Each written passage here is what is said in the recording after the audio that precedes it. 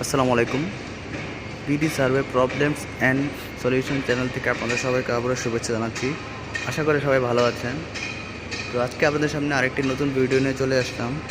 তো আজকে আপনাদেরকে দেখাবো কিভাবে টোটাল স্টেশনের মাধ্যমে র্যামের মাধ্যমে আমরা কোনো লম্বা বা টাওয়ার বা কোনো অনেক উঁচু কোনো কিছুর লম্বালম্বি বা ভার্টিক্যাল ডিস্টেন্সটা আমরা বের করতে পারবো। তার জন্য আমাদের কী করতে হবে, মেশিনের মেনুতে যেতে হবে।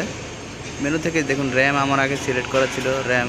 সেখান থেকে দেখেন, এই যে দেখেন এটা মেশিনের একটা চিহ্ন, এই যে P1 মানে আর P2। P1 হচ্ছে আমরা প্রথমে যে অংশটাকে তাক করব সেটা, আর P2 হচ্ছে যেটা লাস্ট, আর মাঝখানে হচ্ছে দেখেন L মানে লেন্থ।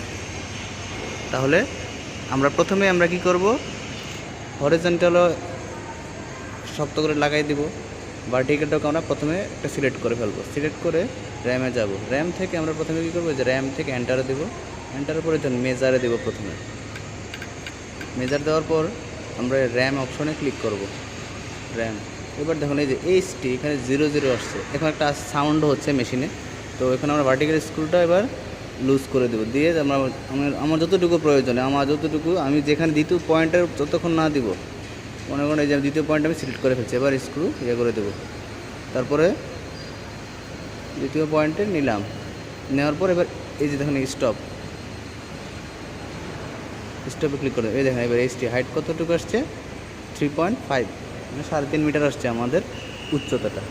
তো এভাবেই আমরা দূরত্বটা খুব সহজে বের করতে পারবো। তাহলে আপনারা সবাই নিশ্চয়ই বুঝতে পেরেছেন কীভাবে র্যামের মাধ্যমে উচ্চতা বা ভার্টিক্যাল ডিস্টেন্স বের করা যায়। আর আপনাদের সবাইকে আবারও বলবো আমার চ্যানেলটি সাবস্ক্রাইব এবং শেয়ার করার জন্য। ধন্যবাদ সবাইকে। আসসালামু আলাইকুম।